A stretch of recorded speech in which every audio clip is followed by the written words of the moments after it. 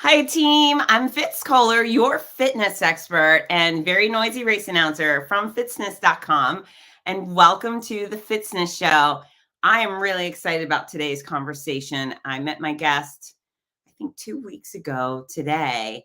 And what a spitfire she is. She is brilliant and beautiful and delightful and athletic. And boy, has she overcome some real hardships, I believe, with a smile on her face, probably the whole time.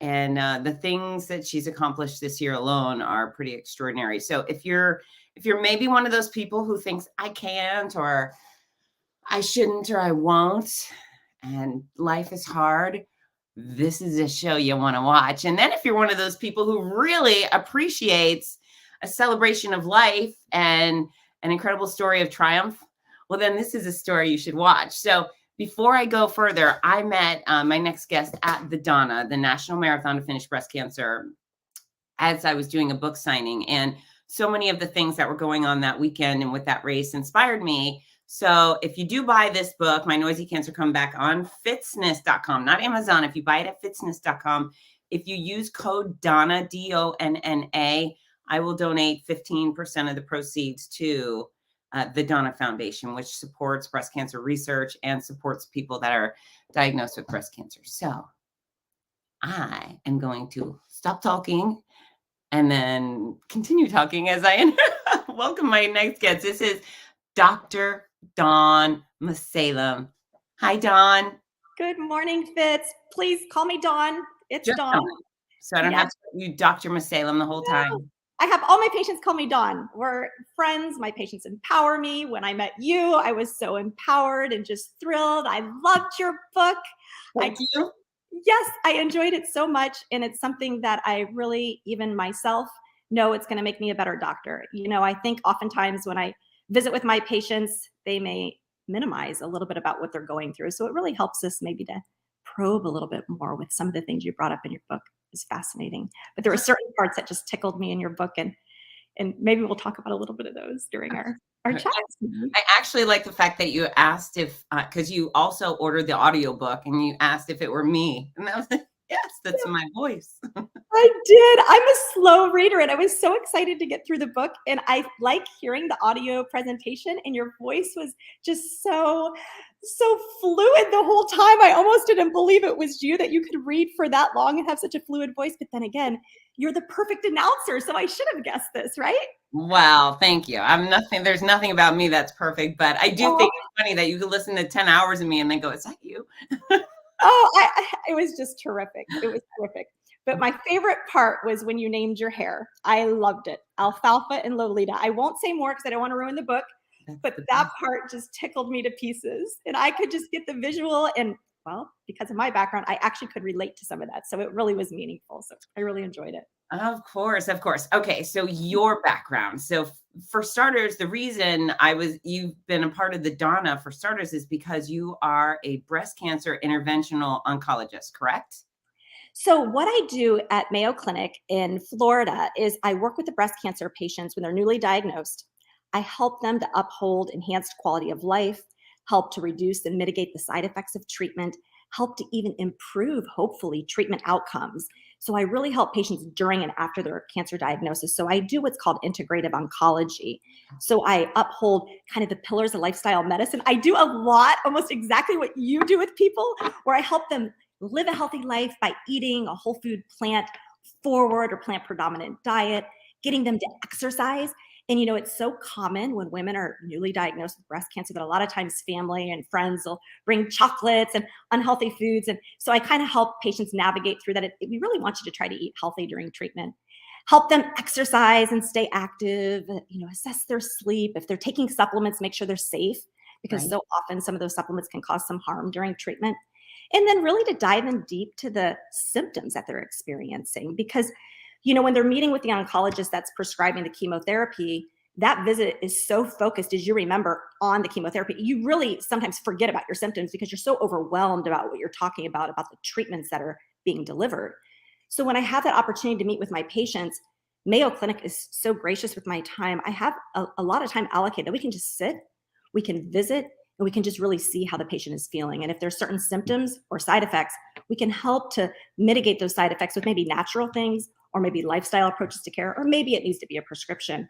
But it's really such a blessing what I do. And I'll tell you, going through what I've gone through in life with my own health adversities, my time with my patients is so energizing that at the end of my day, like this morning, it's funny. I woke up this morning, I was like, I felt a little bit, tired. Sometimes we wake up, we're like, oh, at the end of my day, when I get to visit with people like this, or when I get to see my patients, at the end of my day, I'm like a live wire. I'm sure people are like, oh my gosh, where does she have all this energy?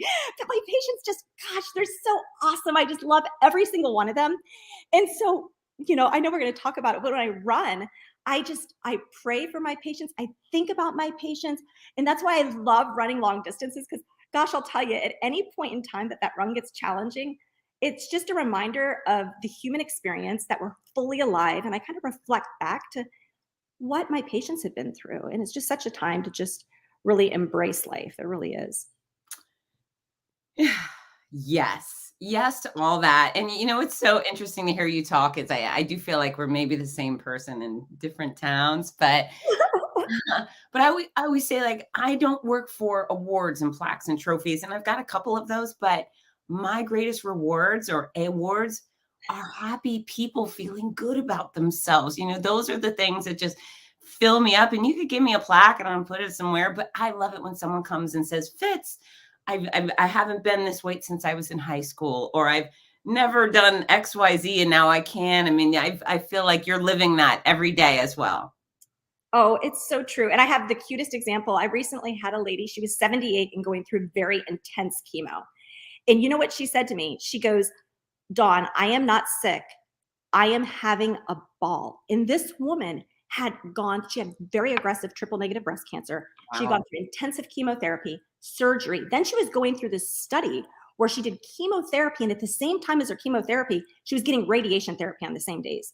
I mean, it was the most intense regimen. 78, she would do Tai Chi every day. And she sent me that message. Dawn, I am not sick. I am having a ball. I mean, that message just is so deep within my soul every single day. I just love it. And these are the messages I hear from my patients. So, I mean, how blessed am I to have the job that I do? And I know you're the same way. And it's just so exciting to see people thrive and during some of these hardest moments of their life have vitality. And so I just am really, really fortunate to be in that position. Yeah, you are. That's really cool. I mean, it was interesting with my cancer nonsense. You just read it, but I just chose, I wasn't going to be cancer's victim come hell or high water. I wasn't going to do it. And so I was really being dragged behind a horse. I was so sick, and I'd go fly somewhere, and, all of that stuff was really hard. And there was all this hard stuff going back behind the scenes. But if someone would ask, how are you? I'd say, I'm just fine. And then people would come over and be like, oh, I lost a toenail. Can you believe I lost a toenail? And I was thinking, oh, how hard for you. I'm so sorry. But we choose how we live life, right? Either we're going to be the victor every single freaking day, no matter what, or we're going to be the victim every single day. And you have the luxury of witnessing real victors. Now, we got a few victors joining us. So first of all, Andy Sharp, we love you, Andy. She's another survivor, 5 years out of breast cancer. Hi, Andy. Oh, Andy was with me at the finish line. Because of Andy, I finished that race. I'm just going to tell you, without Andy and Beth Boyer, another one of my colleagues, without these two amazing, empowering women, I don't know. I think I would have had a really challenging time. Though I did run 25 miles 3 weeks before, so I think I physically could have finished it. There were a few challenges that I encountered during the Donna that really got in my head, and I was like, oh, I gotta finish. So with Andy by my side, I knew it could be possible. So to Andy. And then we have another one of my friends. She just finished all of her cancer treatment, thank goodness, Vicky Miko, and her oncologist, also a runner, is running a marathon with her this year. I love that. She's going to spend more time talking about running than treatment. And she is so tough throughout her whole treatment. She was out there running 5 miles, 10 miles out in the woods with her husband. It's just crazy. She's been a real trooper, and incredible. incredible. And that's so cool that the oncologist is going to run with her. That was super exciting. One of my patients, we ended up being right together at the same point around mile 10. And so we got a video and it was like, oh my gosh, we're getting a video. We're running together. It was super cool. So it is so meaningful for your doctor, Victoria, to be able to run that race with you. I love it. That sure is. I'm really hoping to get my oncologist to run one of the races I announce.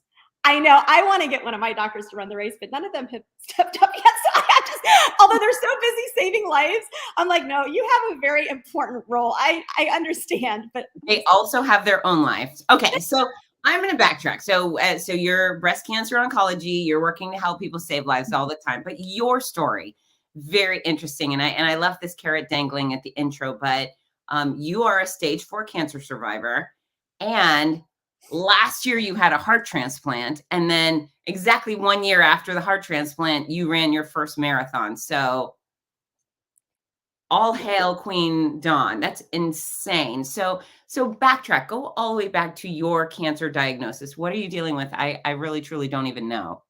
Oh, so it was so crazy. And I was like you, Fitz. When I was a kid, I tell everyone this crazy story. So when I was about 5 years old, people would say, what do you want to do when you grow up?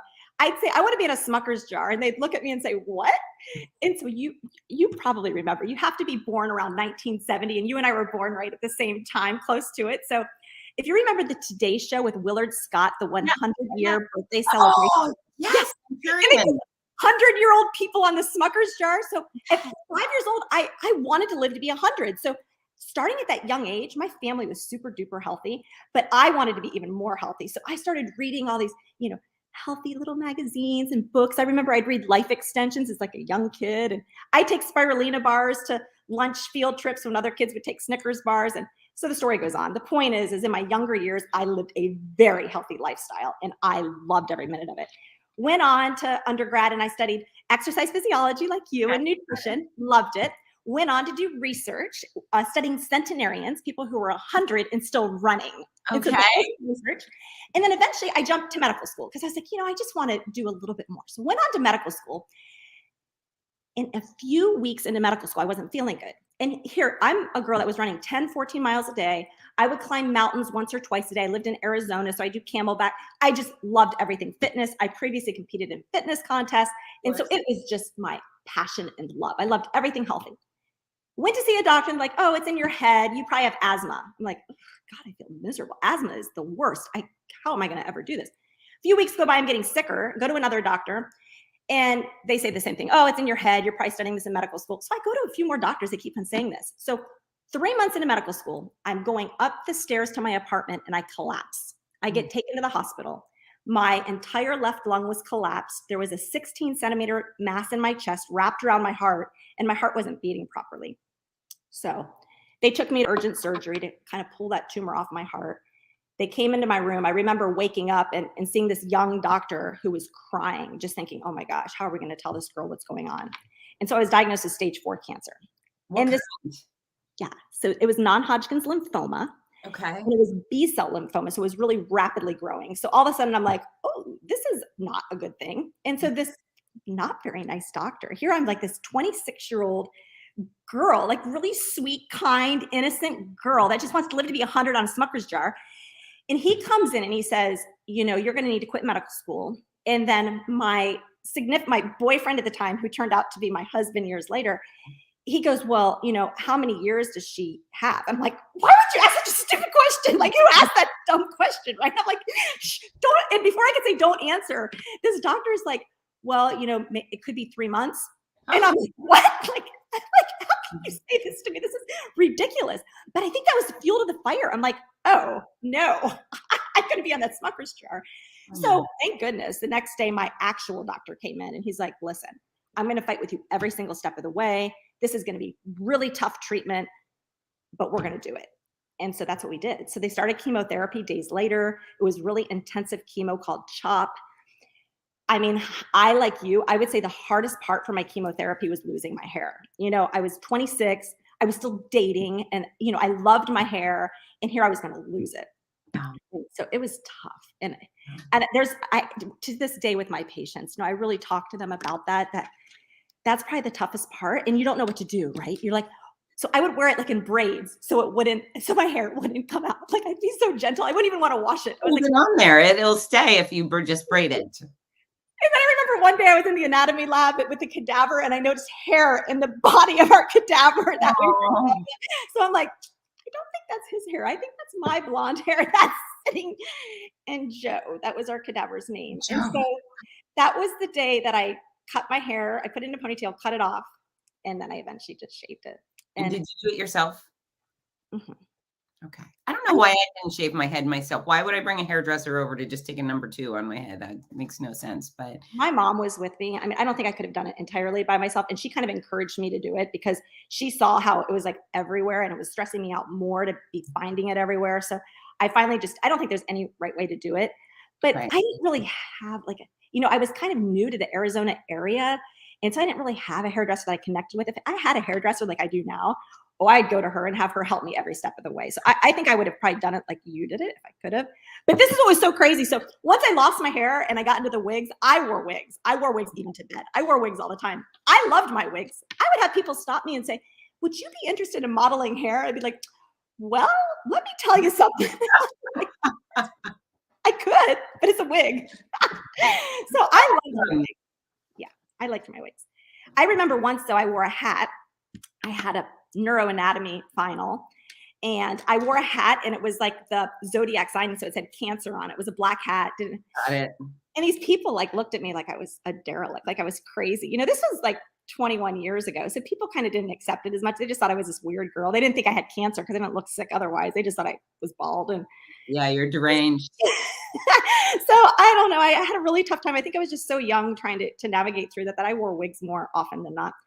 So got through my treatment. They did 4 months of chemotherapy. Then I had to do a bone marrow transplant, which was extremely difficult. But all during this time, I really took good care of myself. My oncologist was so amazing. During my bone marrow transplant back then, it's kind of like you're the girl in the bubble. So I had to be in the hospital for about, I think it was 4 to 6 weeks. Wow. And so my professors would bring me my tests. My friends from medical school would bring me notes so I could keep up with studying. So that really was my purpose, is to stay in school. So it distracted me from really what was going on with the cancer. That matters. That helps. And any solid distraction, work, kids, school, all matters. Yeah. We had a bike. My oncologist was super cool. So he made sure that there was a bicycle in my room because I couldn't really leave my room. So I would ride my bike every morning at 4 a.m. and then I would study. So I had this whole routine. So I got through the bone marrow transplant. It certainly wasn't easy, but I got through it. Then I had 2 months of radiation after that. And so about a year went by, and, they had said that I wouldn't be able to get pregnant and that I wasn't feeling very well. They thought the cancer had went to my brain because I was having nausea and all this stuff. Were you already done with treatment? Yeah. So 4 months of chemo, the bone marrow transplant, and then 2 more months of the radiation. So it was almost a year worth of treatment. And so about a year, I guess it was, that went by. And, I just, again, was feeling weird. I was losing weight, had a headache. They were doing all these tests, MRIs, PET scans. I couldn't find anything. Had my gynecology appointment. I'm like, could I be pregnant? And they're like, no, you don't even have a menstrual cycle. You can't be pregnant. I'm like, can we just do a pregnancy test? Turns out I was 5 months pregnant, like 4.5. Wow. Crazy. So my husband's like, what? I thought this wasn't possible. Like, yeah, I don't think this is supposed to be possible. So believe it or not, like, the doctors were wrong again. I wasn't supposed to be able to have a baby. I get pregnant with my daughter. So it was so amazing. It was such a miracle. I mean, such a blessing. Her name's Sophie. I can't even tell you. You are a blessing. You are so positive. Oh my gosh. Of course. So how old is your daughter? She is 18 now. Okay. Yeah. Yeah. So our daughters are pretty close to the same age. Wow. That's fun, right? It was crazy because after I delivered Sophia, it was so hard. Like, I don't know how childbirth was for you, Fitz, but it was so difficult. I was so short of breath. I couldn't get through it. And then a few weeks after I delivered my daughter, I felt just like I did when I was diagnosed with cancer. And so I was ready to collapse. So they took me to the emergency room and my lungs were filled with fluid again. And they were actually very suspicious that I had cancer again. And they ended up doing ultrasound on my heart, and it showed my heart was only beating at 8%. So I had a diagnosis of cardiomyopathy. And, it was suspected because my cancer was wrapped around my heart that it was possibly from the radiation that had to go right to the heart, or the super high dose chemo, because the chemo they gave me was the type that really is what we call cardiotoxic. But truthfully, 21 years ago, And really with my diagnosis, it was really, hey, let's just do everything we can to try to get this cancer killed and help. You're going to die anyways. Yeah, let's help her live a few years, right? And so it was what it was. You just take it. And, I've told patients that it's really about acceptance. I didn't resist any of this at any point in time. And I was really blessed. I really didn't feel sick during a lot of my chemotherapy. It's not that it was easy, but I didn't have time to be sick, I think. It was like you, like how on earth? I know what kind of chemotherapy you had, the TCHP. And I was sharing with you that I have patients that can't check the mailbox. And here Miss Fitz is traveling the country on all these planes on TCHP. And I'm like, how did she do that? It was just amazing. But I think when you have this strong purpose, like you and I did during our treatments, that you don't have time for symptoms. They're there, but you don't have time to really let them limit you. And so you just keep going. Well, I think this is the deal is when I was on the planes and in the airports and all of that stuff, I was truly suffering. Like those were moments where I just thought, oh Lord, what's going on with my life?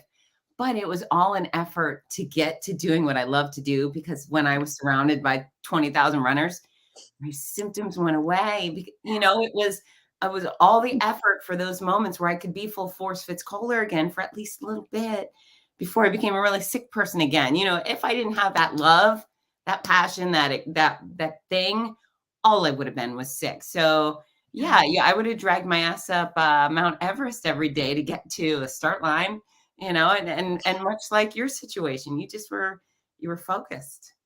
Well, it's about cultivating those aha moments during treatment. And I always think, gosh, having those unimaginable moments where our bodies are just filled with such joy and excitement and enthusiasm, that huge surge in our immune system, ooh, that's so good for cancer. I'm like, yes. So it's the best thing during treatment is to cultivate those aha moments. So I really want patients to go after those. So I was diagnosed with heart failure, and biggest nightmare of my life, because, when I had cancer and was given that diagnosis, I was actually this sounds ridiculous, right? Like here you're given so many months to live, but I was in a way happy that we were going to be able to fix it, because in the back of my mind, when those doctors said I had asthma, I'm like, I can't live with asthma. I like to run. I like to do mountains, but I was like, oh, good, cancer, you can cure that. And then I can get back on with my life. And I don't have asthma, right? This is a great thing. Then I get heart failure. I'm like, oh, now they're really sucking me with this really bad chronic disease. This is not a good thing. And your heart's only beating at 8%. And this was in 2003. So this is a long time ago. So, my life with heart failure was kind of like give and take, back and forth. There were good moments, bad moments, but it really changed my life. I couldn't run anymore. Walking was pretty hard. So, honestly, I was blessed to have my job and have my family, and I just couldn't do too much. I kind of was held, I was kind of years hijacked with heart failure for 18 years, basically. And I did okay, I guess, up until about 2008, and my husband passed away of sudden cardiac death, Sophia's dad. So that was like that was, when you're given a diagnosis, at least for me, I was able to be in control of that. I was able to accept it and deal with it. And I was given this God-given strength and faith to get through it in a way that was right for me. But when someone else dies external to you, it's like pulls the carpet out from underneath you. And I didn't think I'd make it through. Honestly, I was at I have never been depressed in my life. I don't think I was depressed even during that time. I'm really blessed with that resilience to kind of keep an upbeat attitude. But I remember just not even being able to put the music on. Like I was like in the car, and I think I didn't listen to music for probably almost 9 months. Wow. It's just so hard. But I had my daughter. I had this beautiful little girl who I had to live for and who I had to be strong with. And so we just embraced life and we moved on. And I eventually, started dating again, and I met my husband now. And so, with every little bit an obstacle in my life, it's like life gets, each additional blessing kind of builds on each other. And thank God I met him, because I was getting so sick and my heart failure was getting worse, that he really brought back life to both Sophia and I. And his name's Brandon, and today's his birthday. So happy birthday, Brandon. Yeah. Happy birthday, Brandon. So that was tremendous. And so I did really good from 2008. From 2009, 2010, I guess it was. I started getting better once I met Brandon. And then in 2016, I had sudden cardiac death. I was doing a presentation, and the room went blank, and I collapsed. And so it was one of those crazy experiences, Fitz, that people kind of talk about. There was no white lights. We're in the audience. I'm like, I didn't see a white light. That may be a very bad sign. There was no white lights. It was dark. It was very dark. I know. Where are you going, friend? Yeah, I was somewhere, but it was Mhm. very peaceful. That's all I can say. It was peaceful. It was still, it was cool, like the temperature. And I wasn't scared. Like whatever was happening, it was just like a sense, it was completely serene. And then it was crazy because I had a defibrillator, something that would save my life if something like this would ever happen. But it wasn't working because I was more of like a flat line. It was a really flat, what they call ventricular fibrillation. So it was just like this, very fine. So the defibrillator couldn't shock it. So it was a while that I was down. And none of my colleagues, this room was filled with doctors. No one thought I was like having a cardiac arrest. They just thought, maybe she didn't sleep good the night before. Maybe she has low blood sugar.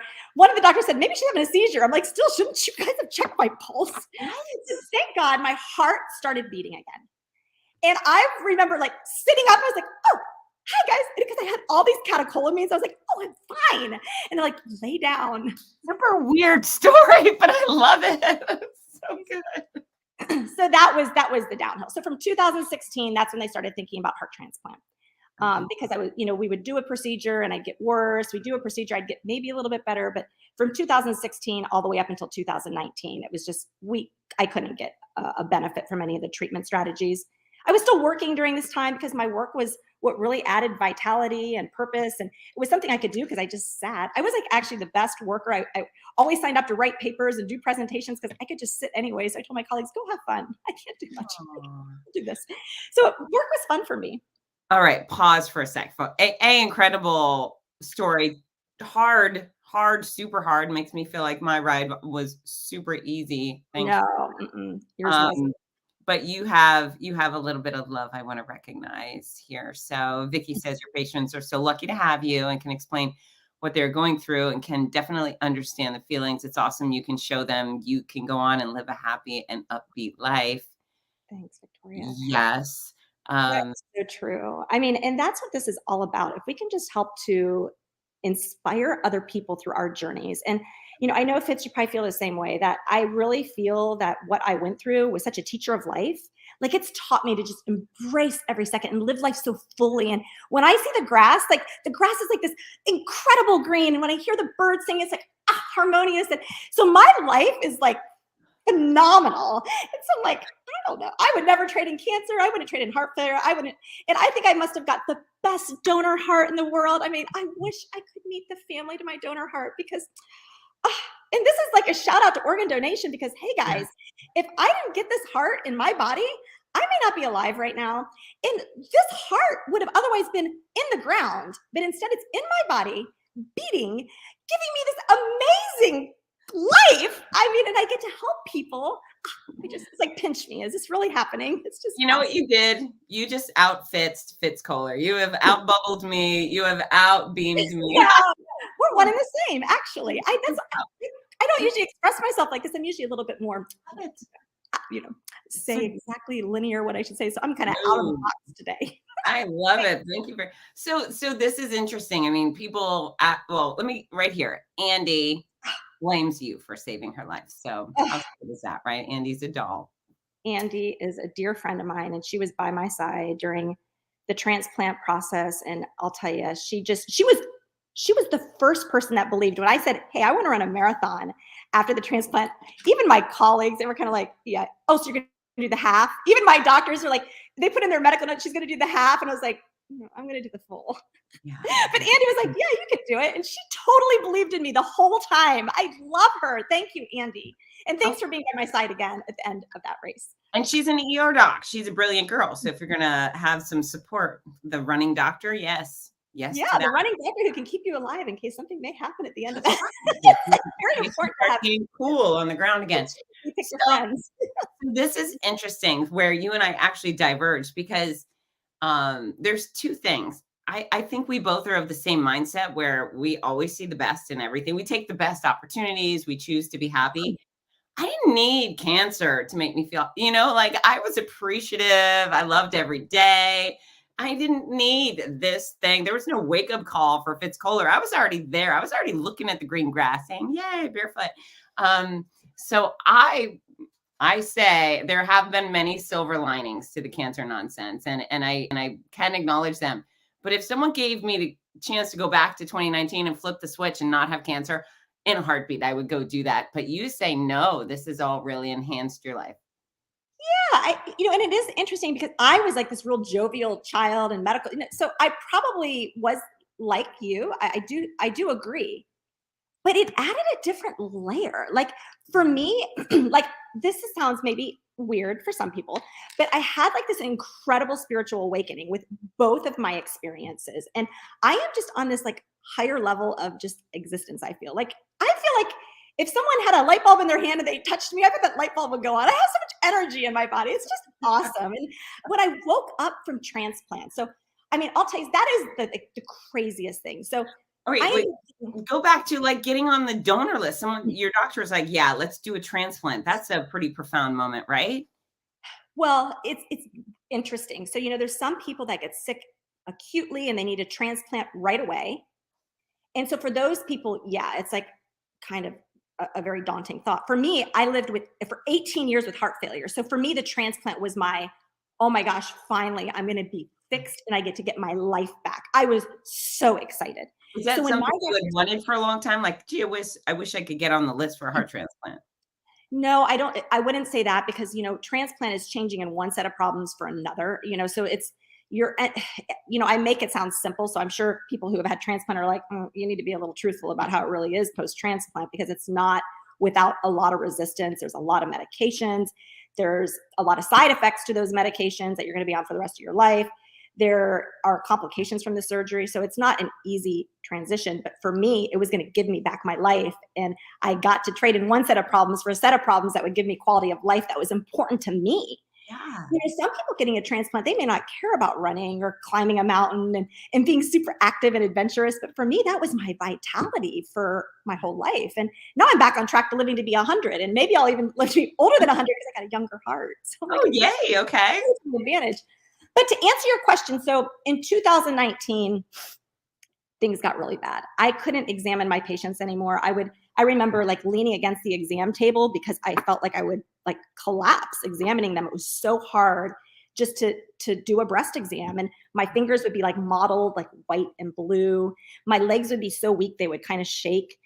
When I would ask a patient a question and be talking for educational reasons, there would be times that I would feel like I would just pass out and I'd have to like grab the table. It was terrifying. It was terrifying being in my body. And then it was in 2019, I was driving with my daughter in the car and I passed out driving. Mm-hmm. So that was it. So it just got to the point where I couldn't do anything anymore. So did you crash in this car? No, thank goodness. It was one of those things where it was very I knew it was coming on.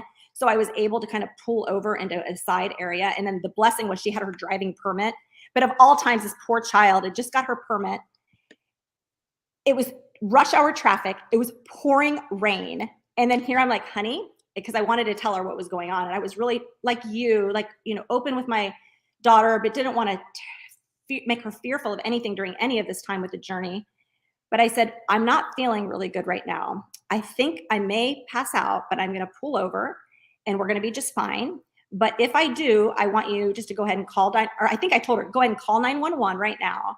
And it's just everything happened so fast. But thank God I was just like half a mile from Mayo Clinic.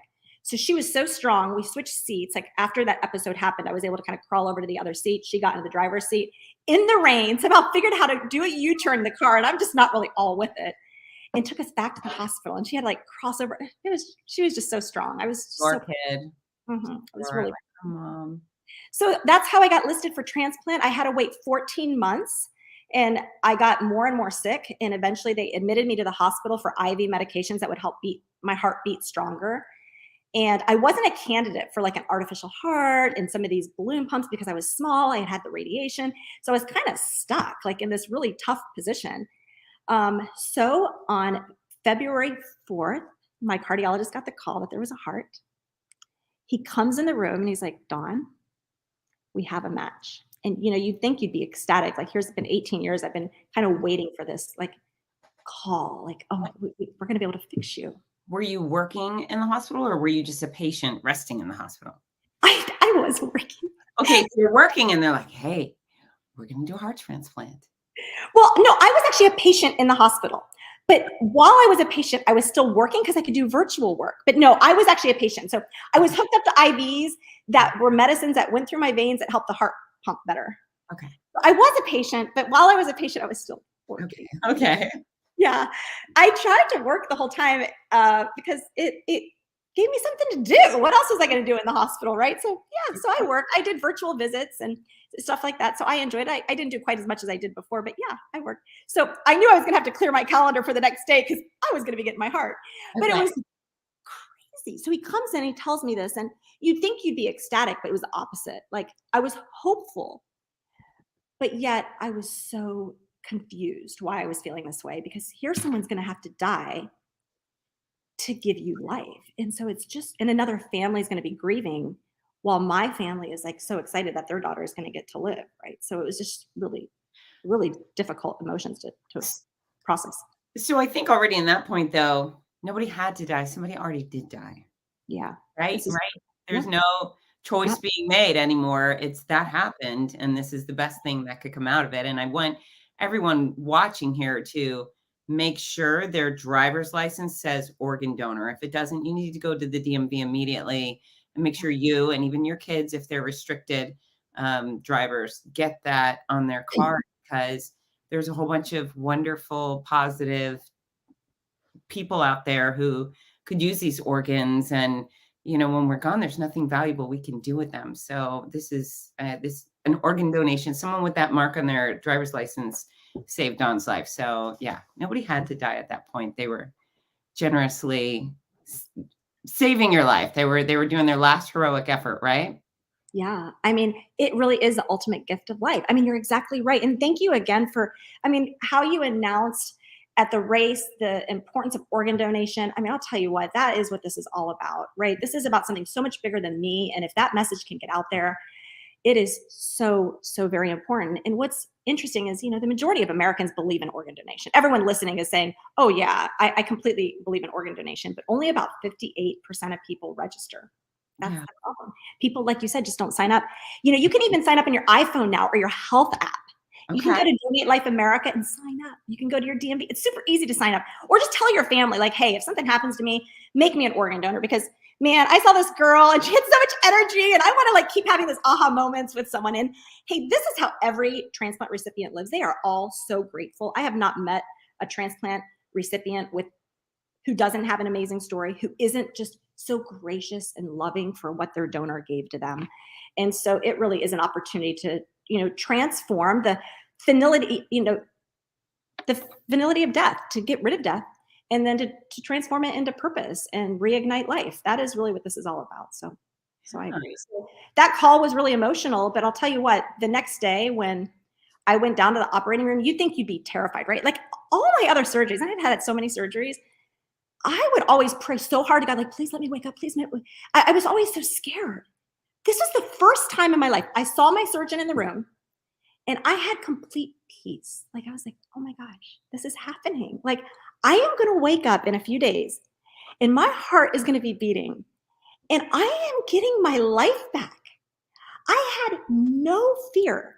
It was kind of like when I had that ventricular fibrillation, when that cardiac arrest, and I was in that place, that state of existence where I was just kind of existing without fear. It's kind of like that, like complete peace in knowing that what was about to happen was going to be awesome. So a few days later, the surgery was a little complicated, like long surgery. The next day I actually bled. So I had to go back to the operating room. They had to reopen me. And then, so things were really kind of like touch and go, but guess what? I lived. Survived, thank goodness. His heart was so strong. And my awesome, amazing, incredible doctors at Mayo Clinic, my surgeon, Dr. Sariapoglu, I'll tell you what, he is just so amazing, this gentleman, that I will never forget the first time I ever met him when they were doing the transplant eval. Is he said, are you worried about the incision? I was like, did he ask me that? Because yes, I am terrified about the incision, but I didn't want to be so vain to say, oh, I need a heart, and can you be kind with when you open it?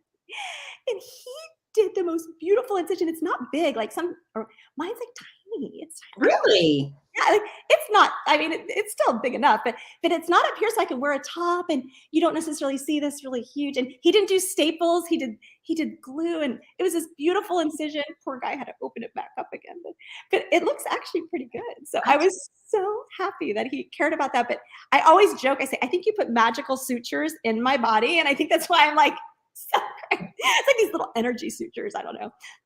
They're pretty awesome, whatever he did. So, yeah, so I woke up when I finally was able to wake up from, that the little bit of sedation they have while you're intubated. That's not very fun, by the way. No, no. Intubation, extubation. That's a whole story in and of itself. That whole extubation process is just the worst. I mean, I'm not going to try to sugarcoat that. But once that tube is out and you're like kind of breathing on your own again, it's like, I'm alive. And it was so cool because my heart was like, I hadn't felt my heart beat for 18 years. I was like, Wow. there's like, it's like this big beat. My hair, I remember it like kind of whistling on the bed because it was like kind of scratching the bed. Like I could hear. It was just like, oh, my body was warm. I was like, oh, my face was pink. My fingers were like pink for the first time in years. Yeah, and for everyone who doesn't understand, her circulation stunk. There was not a lot of oxygen getting to her muscles and her organs, and that's why she was turning blue and feeling bad all the time, is lack of oxygen to everything, right? Yeah, that's exactly right. When your heart doesn't pump, the blood's not going to where it needs to go. I mean, it does, but it's not going to where it needs to go as effectively as it should. And man, once you get that pump in there and it's pumping that blood where it should go, it's like, whoa, this is what life, I forgot how good life really was. I could think again. I could talk again. Boy, I talked everyone's ear off. If they came in to see me, they're like, oh, make sure you got some time because she's not going to shut up. And I'm talking your ear off and everyone else's ear off. I love it. We're welcoming of the ear talking. Hey, just a little pause because your mom has chimed in, and I had the great luxury of meeting your mom a couple of weeks ago. She says, my lovely girl, you're both amazing and so inspiring. I enjoyed the visit. So many emotions and memories. She loves you. You're welcome. You're welcome. Oh, and she's the best. She was my caregiver. My poor husband, I was like, sorry, my mom's going to be my caregiver. It was COVID. So you can only have one person in the hospital with you. And she would brush my hair and she'd make sure I'd have I was like, make sure I don't, I look kind of decent. So it was great. When I took my first steps, there was a picture with a hair in a ponytail and had these perfect curls. Oh, okay. Wow. I'm like, thanks, Mom. That looks nice, that picture. But she made sure I looked like as clean as I could be and I smelled good and stuff like that. And the hospital nurses, of course, are so wonderful with that too. But Mom, you're the best. I love you. That's so sweet. That's so sweet. And it's interesting. When I was diagnosed, I really felt bad for my mom. I'm a full grown up and whatever, but and she happened to come here the day I was getting my biopsy or the day before. And I thought, oh God, I got to tell her. And I was like, it's probably nothing, but I just kept thinking, oh no, she's not going to like this very much. I felt bad for me, but I really felt bad for her. So to watch your child suffer not only cancer, but then heart failure and the fear that she must have endured for so long, this is really has to be such a breath of fresh air for both of you. It was really a blessing. And you're right. I think that sometimes our diagnosis is so much harder on our families, your children, your husband, your mom. You're absolutely right. We're given that inner strength to kind of pull through, but the poor family is just terrified what could happen to us. Yeah. And given the choice out of all of us, I felt like, thank goodness it's me.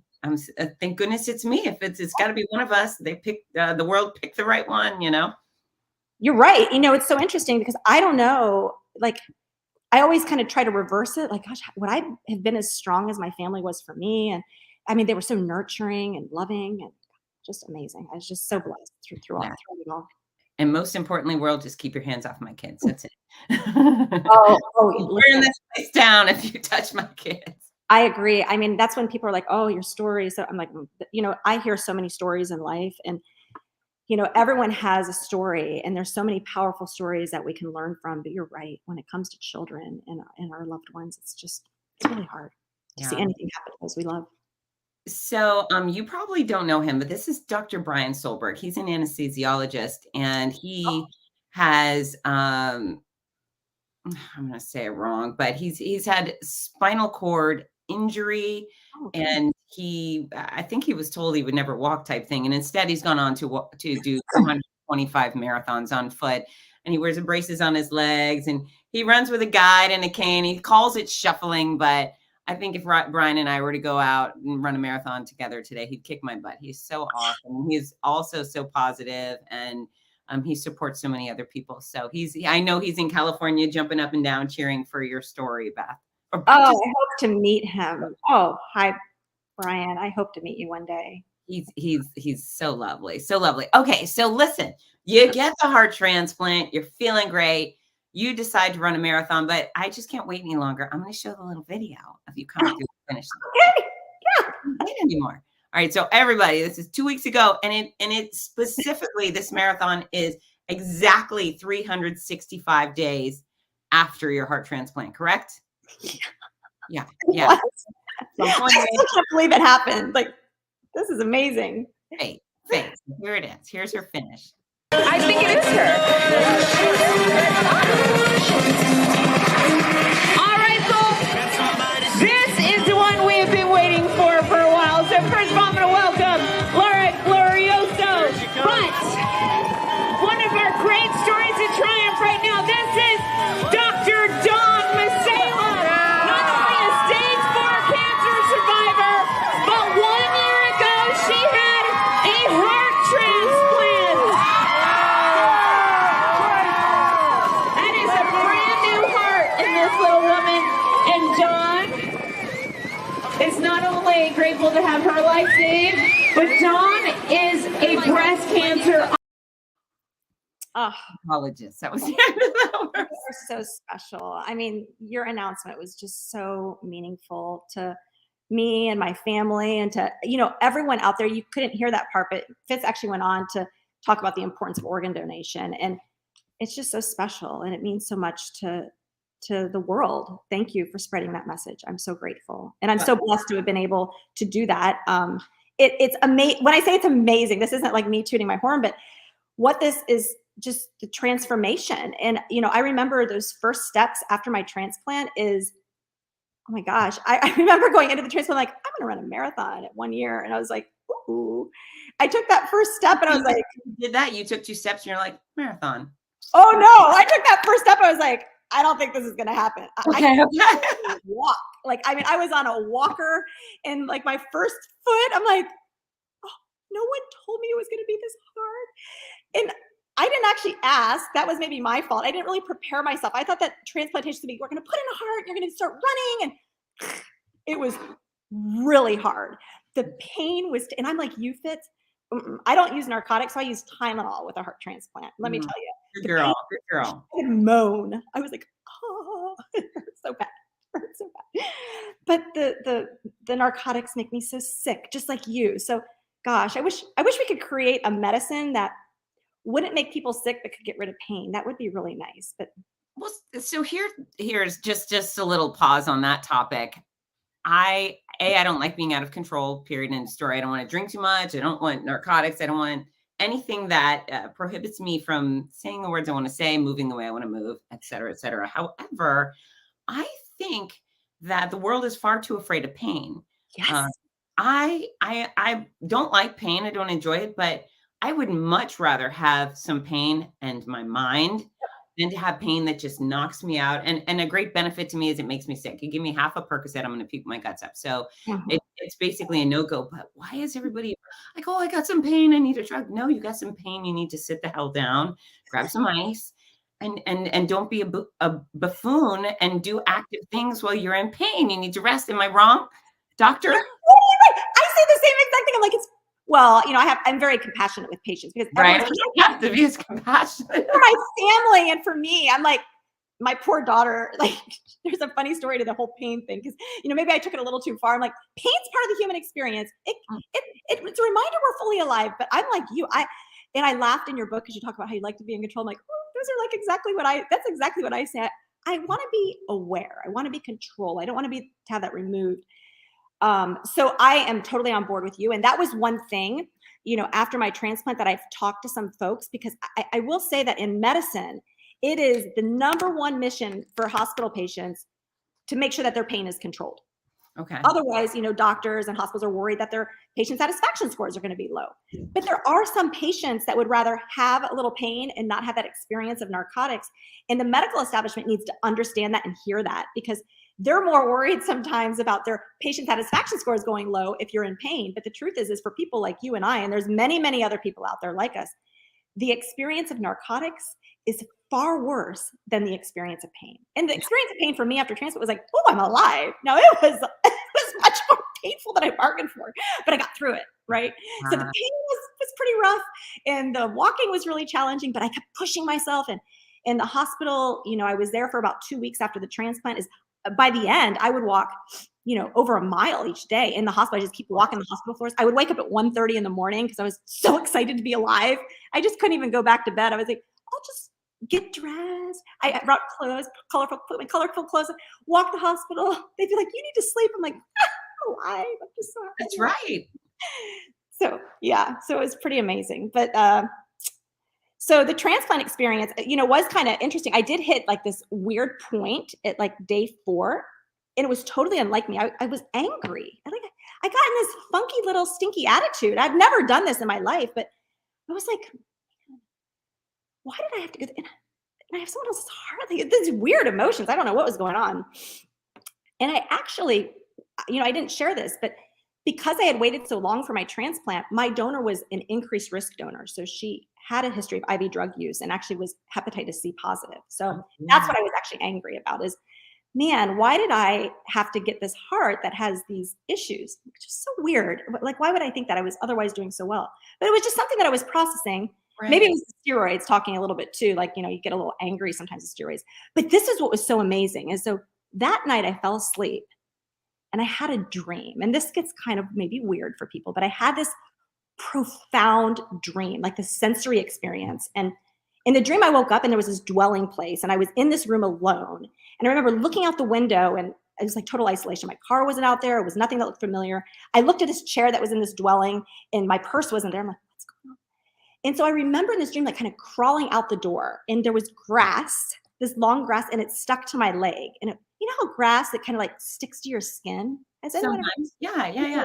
Long blades of grass. So it would stick to my skin. I was kind of crawling through the grass, and I flipped over, and there were these clouds and like the air, and these clouds were big and billowy and blowing, and like my hair was blowing in the wind, and the grass was, and I could almost smell the air. And off to the distance, there was like this community of people that just had this blissful existence and laughter and families playing and just pure innocence and joy, just like the purity of life. It was gorgeous, this dream. And this voice came over me, and it said, Grace. So it's like really powerful. So I woke up and I'm like, And I had this complete sense of acceptance and love and just compassion and warmth. And I was like, I'm just so grateful. And those negative emotions totally transformed to this point of just complete acceptance, to think, oh my gosh, maybe my donor, I don't know what her situation was. Who knows what the situation was? Whether she may have had a great life or maybe it wasn't a perfect life, regardless, I'm going to be sure that I give her a perfect life of just true, authentic happiness and purpose and joy and meaning. And so from that point forward, that's exactly what I've done. So this is what was so interesting is I would sleep at night, and I still do with some instrumental music, no words, just instrument. And I happened to look down to see what time it was. And the song playing at that very moment was Grace. That was the title of the song. Very profound. So, and then, so you named your heart Grace, is that correct? I named my heart Grace. And so, it was crazy. And Andy Sharp was at the finish line with me. Is steps before the finish line at the Donna Marathon, there was a construction sign that had these big letters that said Grace.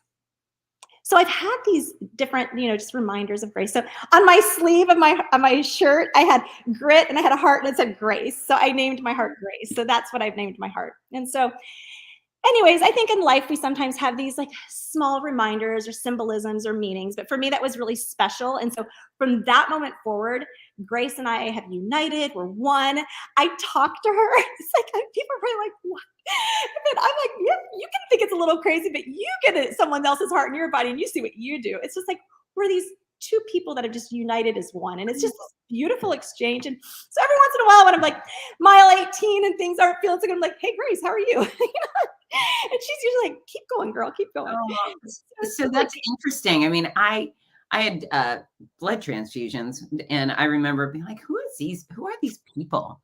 You know, who are these people? First, I thought maybe a little leprechaun like person. And then I thought maybe a rapper who barks, because I always thought that would be fun. You know, there was all these different things. And eventually I couldn't put a name or a face to the blood that was infused into me. I just thought these must be really nice people. They donated blood. So how wonderful were they? But I think if it were whole organ, Grace, I feel probably is like you. I bet it's just a very generous, caring person and positive. And she's so excited to get to live on and run a marathon with you.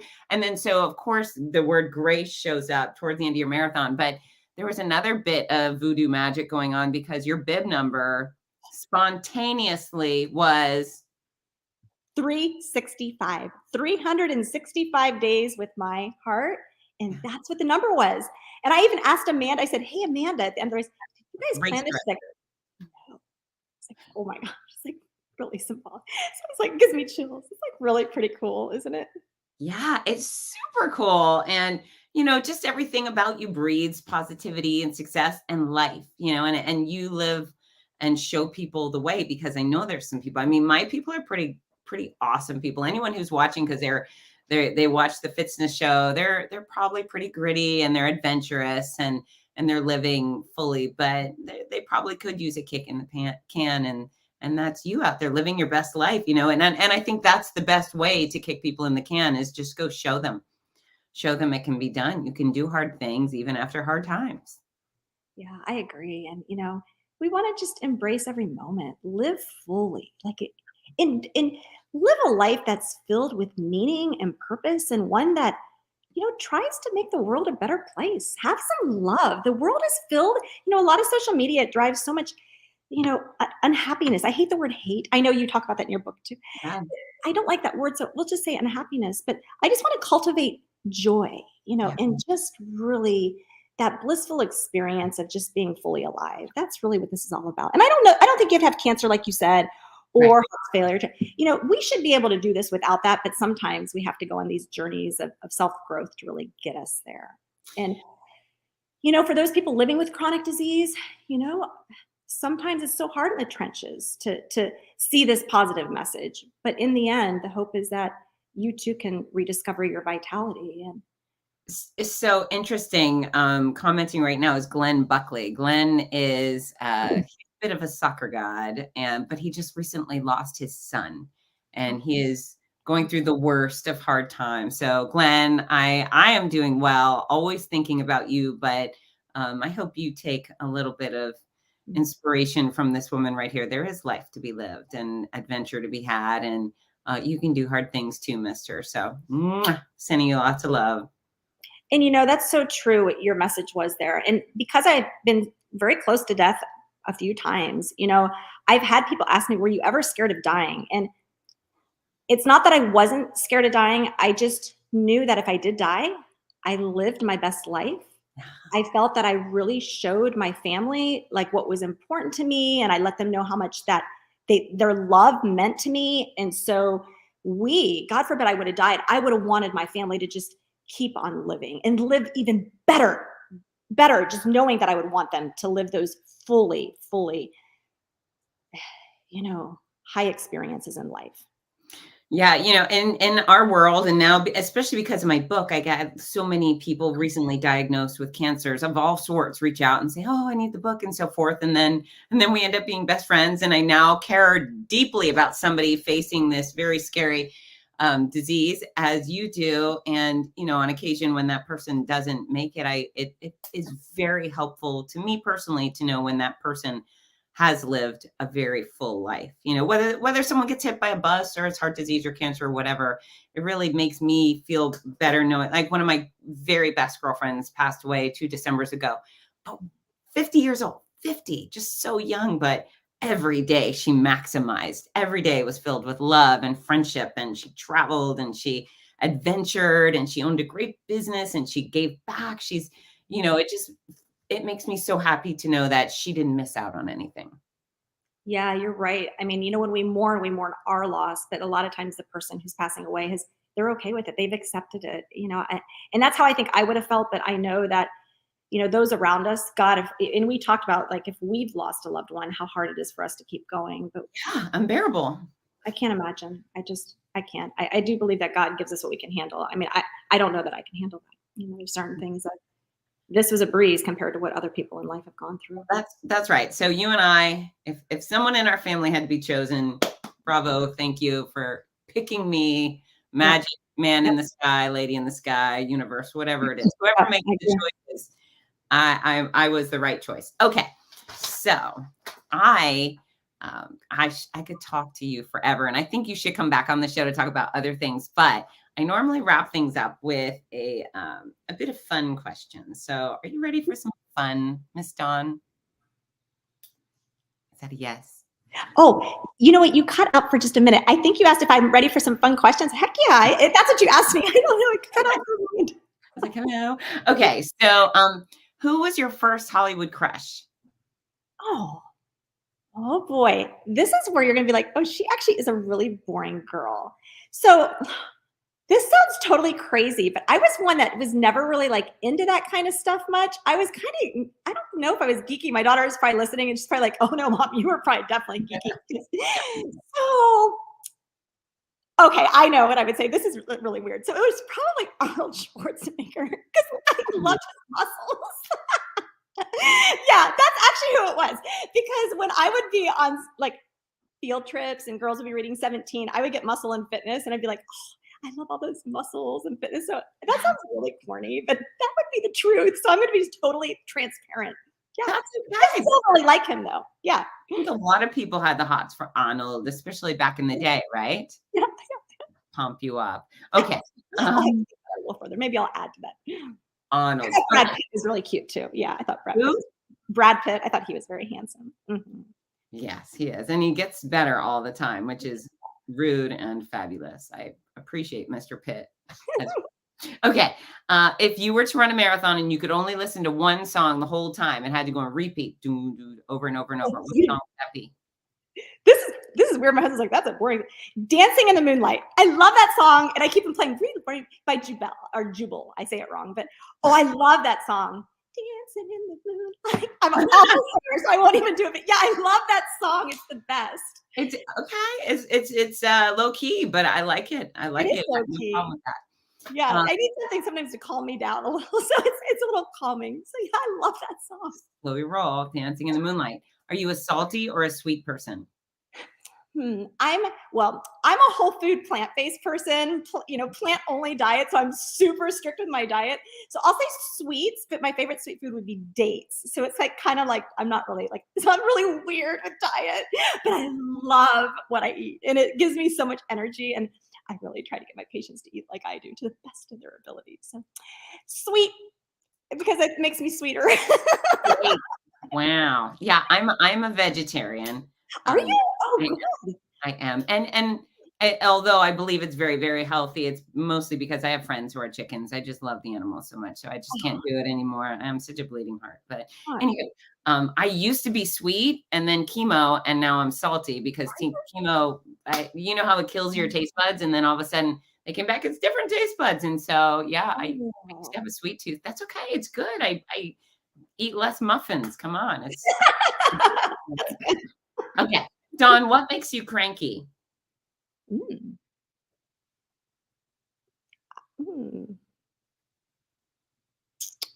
don't know. I don't really.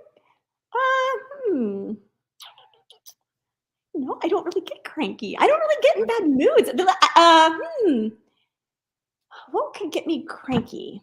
Are there any bad habits that people have that bother you? No, not really. I don't know. That's a bad one. I'm trying to think. What could kind of derail? What would derail me a little bit? Maybe. I don't know. I may have to come back to that one. I may have to think about that one. Right. But yeah, I don't know. Not too many things really make me cranky. I kind of just am in this little bubble of happy joy. It may be toxic positivity. I've read about that before. I'm like, ooh, I need to be careful. But I do acknowledge the fact when other people may not have good moments. So, but I don't really have any of those. And I certainly don't have any since my heart transplant, because I am just so happy to be alive. There is no reason to get cranky about anything. The last time I was cranky was when I shared that dream. That was, and so I am never inviting crankiness back into my life. That's for sure. Okay. All right. Well, that's a good response. It's a really good attitude. If you were to sing karaoke, what song would it be? Oh, Fitz, I'm the world's worst singer. And anyone who knows me would be like, you are the worst. Gun to your head, you have to sing karaoke. Oh gosh. I must be the most boring person in the world. Boy, see, this is like terrible. Like, why can't I sing songs? Like, I don't know. Dancing in the Moonlight, perhaps. Yeah, maybe. I was going to say that, but I was trying to think of something different, like a fun song or something. So I will say that my favorite song growing up to sing, like in the mirror where I like put the lights down, would be Sheena Easton's Strut, like Strut Down. Yeah, that's a good one. Hey, listen, this is for those of us with unlovely singing voices. Oh, I have one. Actually, no, Oh, Mickey. That's my favorite. Oh, Mickey, you're so fine. Yeah, that is it for sure. Yeah, that's my favorite one. Oh, Mickey. Mm-hmm. All right. Okay. Well, you could do that. And that's the secret. If you don't have great voices, you got to perform. Yeah. Oh, yeah. I can perform. Oh, Mickey. And you know, they wore cheerleading skirts. So that's like totally like up my alley. I just love cheerleading skirts. Yeah. That's the perfect answer. And I will look forward to dragging you out some night and we'll go do that. Okay. What is the weirdest thing you've ever kissed? Oh.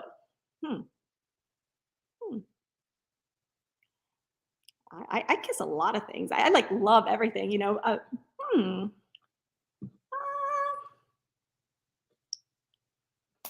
kiss my dog all the time. It's like crazy how much I kiss my dog. The weirdest thing I've ever kissed. Probably be an animal. I think I kissed a frog once. Like it was so cute. And it was like, you know, a cute picture, mostly like that kind of a thing. So maybe a frog.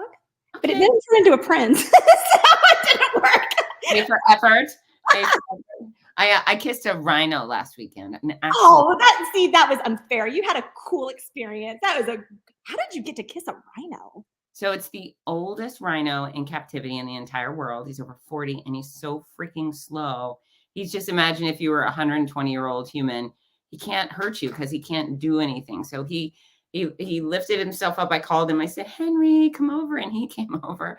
And I got to pet him and cuddle with him. And then I just couldn't help it. So I kissed him on top of his head. It was sweet. Oh, that is really neat. Yeah. Well, I'm going to take some of these questions and I'm not answering very good. I'm going to make sure I have some more exciting moments in my life. That's what's so exciting about this chapter of my life. And I'm at my 1-year mark. So now I get to like really live freely and do fun things. For 18 years, I had to like put my whole life on pause because I couldn't do anything. You know, if we traveled, I couldn't walk far. We had to figure out how. So now I get to like do stuff. So I'm so excited. So I have to start thinking, what can you kiss on this trip that would be really cool? So the next time Fitz asks you this question, you have a really good answer, like something as good as a rhino. Okay, so we didn't discuss this, but right after the Donna, you reached out and said that you're running Big Sur. Yeah. Magical. So excited. It is. It's amazing, right? I had super quick recovery. My doctors in Mayo Clinic are so supportive where, you know, you say, you know, I said, hey, what are your thoughts? Are you okay if I run this? They're like, absolutely. I'm like, okay, we're on. So I'm running Big Sur for the American Cancer Society because I love the opportunity to do these races and give back to something that's meaningful. Yeah. And so March is actually my 21-year anniversary from my bone marrow transplant. And so I was like, oh, this is great. Now I know Big Sur is in April, but you know, it's just right around that time. And so it's just wonderful to be able to do this for the American Cancer Society and give back to an organization that does such amazing research to help advance the science, to help find cures for these amazing cancers like HER2-positive breast cancer, even though the treatments are just so toxic and difficult to tolerate. Boy, we're doing really good with curing breast cancer. To do research so that the cancer therapies aren't so toxic, cause heart damage, because gosh, you know, 21 years ago, we didn't know this, but nowadays the research with cardio-oncology has just moved so far. So it's very exciting. So very excited about Big Sur on my bucket list. I get to check that off very early. Cannot wait. So I'm starting to do my hill training because got to get on top of that. So yep, got some inclines to run this weekend. Good. Get to a stadium too, up and down the stadium. Big Sur has, I mean, we have Hurricane Point, we got Bixby Bridge, all sorts of inclines. However, it's beautiful and posh and lovely. And not only the most gorgeous atmosphere and environment, but the people are so special. I've been announcing Big Sur, I think, since 2015, and I can't wait to get back. It's been 2 years because of the COVID nonsense, or 2019 was the last time I was there. 2019. And so here's the thing. I'm going to be waiting for you at the finish line. That's what I was just going to say. The most exciting thing. I can't wait to give you a hug and see you. And we're going to have so excited when I heard you were going to be announcing. So I'm very, very excited. Wow. We're going to make a royal stink of you, a Big Sur. So expect that. All right. And my last question for you is going to be, what's next? So besides Big Sur, what's next for Dawn, that cancer survivor and the heart transplant recipient and the marathoner? So a lot of big things I'm hoping. You know, I have I'm planning on doing Chicago, and, you know, I'm running these races and kind of just doing it and being smart and healthy. And Coach Jeff Galloway has been amazing at helping me. And so he sent me this great message this week that said, so do you want to start working on times? And that's actually what I really am excited about, is because I am very competitive. So when I looked at my time after the Donna, I was having a few little issues with my medications, because you're on so many medications post-transplant that I'm trying to balance that out. So my cardiology team has been awesome to adjust one of my medications so I have less side effects. And so I'm hoping that I can start working on my times. And I don't know, I'd probably never be able to qualify for Boston, but heck, a girl can always try. Wouldn't that be cool? Not just to run marathons, but maybe do them and be good at them. Right.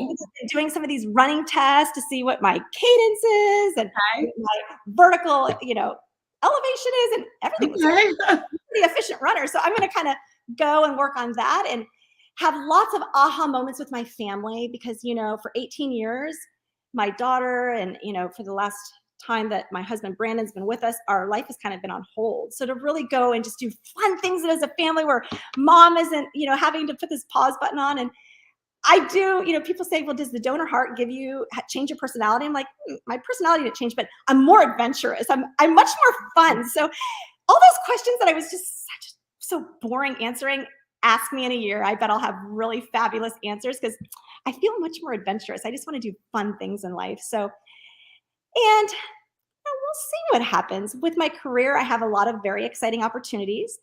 And I love seeing my patients one-on-one, and I hope to be able to make a bigger impact to a larger group of people. I really want to raise awareness for organ donation, so people don't just say, hey, I believe in organ donation, but they want to sign up and be active participants, and just really promote the need. That's what this is all about. This is about something far bigger than me. And if I can help others live a more vital life because of it, meaningful life, one filled with purpose, then gosh, I'm so happy I went through everything I went through. And I think that's where you and I are exactly alike, because we just want to give back to the world so the world is a better place. Well, I think you've already started doing that. I mean, this is your whole life. So it's inspiring to see the person who's walked the walk, and you've walked the walk, you've run the run, you've crawled the crawl, you've done it all. And I can't wait to see you in Big Sur. Oh, thanks, Fitz. I can't wait to see you too. Get ready for a big, huge hug from me. I'm always ready for a big, huge hug. Yeah, we're going to have lots of fun. We're going to have lots of fun. All right, beautiful girl. So how are you on social media? How could somebody follow you if they would like? I am on social media. Okay. I try to be as active as possible, but I put my career first and my family first. So this week, for example, has been a busy work week, and I just had great patients all week. So I haven't really been on social media this week, but when I have time, I'm on Instagram. It's at Dr. Dawn Mussallem. And I'm on Facebook too. And I may actually be a little bit more active on Facebook, but I know a lot of the younger people don't go on Facebook, and they can just search Dawn Mussallem, and I'm on Dawn Mussallem as well on Facebook. LinkedIn, you know, I save that more for professional things. So that's fun on LinkedIn. That's just more professional. But yeah, join me on Instagram or Facebook.